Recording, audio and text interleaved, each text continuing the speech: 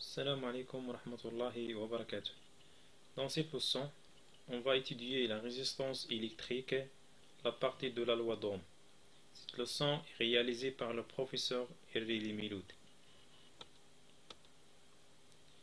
Dans la première partie, on va voir la notion de la résistance électrique. On rappelle, quelques appareils électroniques sont constitués par des conducteurs ohmiques, qu'on les appelle aussi des résistors. Voilà une image d'un conducteur ohmique dans une plaque électronique. Le symbole normalisé du conducteur ohmique est le symbole suivant. Expérience. On détermine l'intensité du courant I dans un circuit en série sans et avec un conducteur ohmique. Alors, comme vous voyez dans le circuit suivant, un générateur de tension continue, un paramètre pour déterminer l'intensité du courant et une lampe. Alors, l'intensité du courant dans ce circuit est égale à 0,62 A. Lorsqu'on ajoute un conducteur ohmique en série, l'intensité du courant devient 0,5 ampères. En conclusion, le conducteur ohmique est un dipôle caractérisé par une grandeur physique qu'on appelle la résistance, symbolisée par R. L'unité légale dans le système international de la résistance est l'ohm, dont le symbole est oméga. On mesure la résistance par un appareil qu'on appelle ohmomètre, ou bien on utilise le code international des couleurs. Dans cette partie existe dans les cours de la première année collège. Un tableau de conversion. Voilà, kilo ohm, méga ohm, c'est 1 fois 10 puissance 6 ohm, et ohm, il y a aussi le milli-ohm. Un exemple, R est égal à 2 kilo-ohm, ça veut dire est égal à 2000 ohms. R est égal à 7 millions ohms est égal à 7 méga-ohms. Et R est égal à 3000 ohms, milli-ohms, est égal à 3 ohms. Alors, deuxième partie, on va déterminer la loi d'Ohm. À partir d'une expérience, on réalise le montage ci-dessous.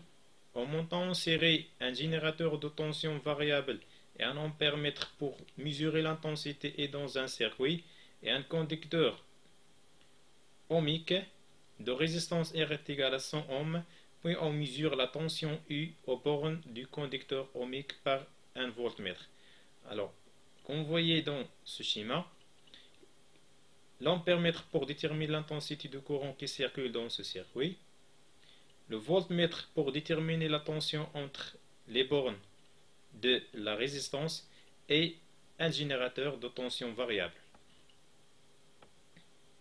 Après, on va remplir le tableau suivant.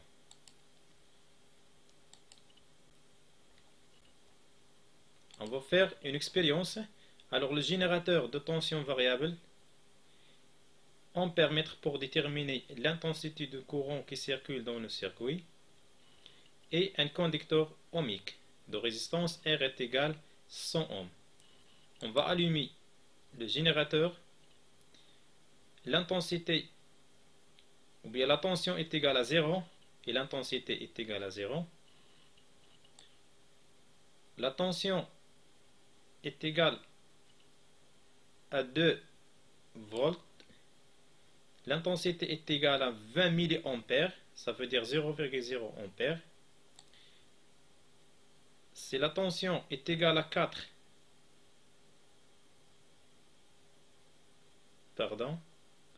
donc 4 volts, l'intensité est égale à 40 milliampères. Si la tension est égale à 6 volts, l'intensité est égale à 60 milliampères, ça veut dire 0,06 ampères, etc. jusqu'à 12 volts. L'intensité est égale à 120 milliampères, ça veut dire 0,12 ampères. Et après, on obtient les résultats d'expérience. 2 volts l'intensité c'est 0,02 ampères, ça veut dire 20 milliampères. 4 volts, la tension 4 volts, c'est 0,02 ampères, etc. jusqu'à 12 volts, on obtient une intensité de 0,12 ampères. Alors, lorsqu'on fait le rapport U sur I, on obtient 2 divisé par 0,02, 100, 4 divisé par 0,04, c'est 100, etc. Alors, et on observe que le rapport U sur I reste constant pendant les mesures, et U sur I est égal à 100, est égal à R, c'est la résistance du conducteur ohmique utilisée dans l'expérience précédente.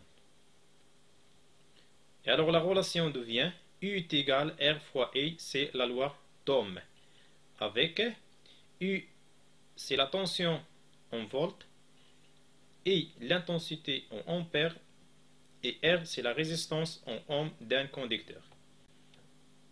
Alors, graphiquement, la caractéristique courant-tension du conducteur ohmique, on trace alors la caractéristique graphique de la tension U en fonction de I.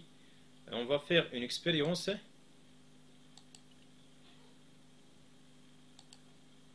Voilà.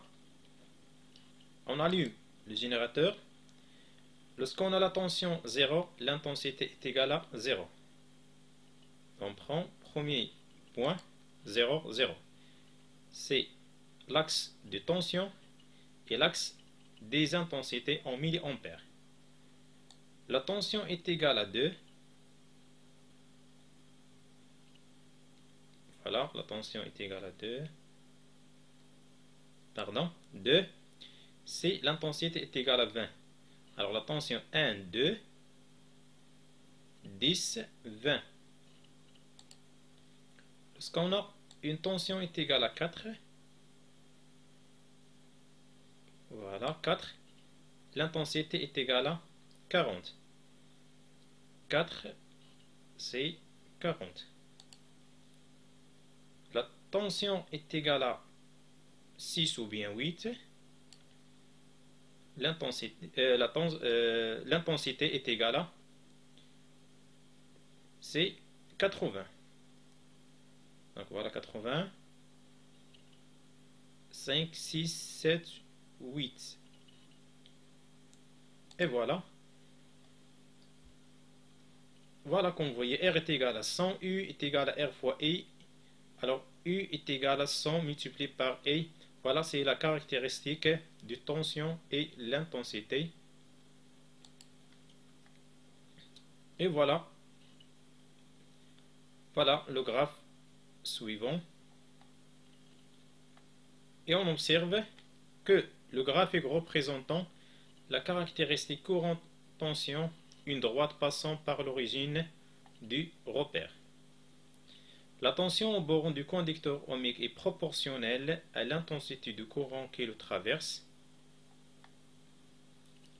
Alors d'abord, comment déterminer le coefficient de proportionnalité, coefficient directeur? Ça veut dire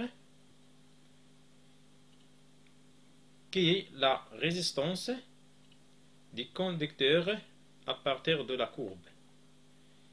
Et on prend un point de la courbe. R est égal à U sur I, c'est la relation précédente. U est égal à 6 volts et I est égal à 0,06. Donc 6 volts dans la courbe correspond à l'intensité de 0,06 ampères est égal à 100 ohms. L'exercice d'application. Alors, quelle est l'intensité du courant qui traverse un conducteur ohmique de résistance R est égal à 400 ohms sous une tension de 40 volts? La solution 1. On applique la relation précédente E est égale à U sur I sur R. E est égal à 40 divisé par 400. I est égal à 0,1 ampère est égal à 100 mA lorsqu'on fait la conversion. Exercice 2.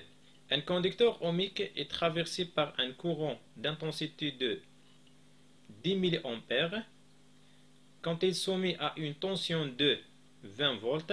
Calculez la valeur de sa résistance. La solution, on applique la relation suivante.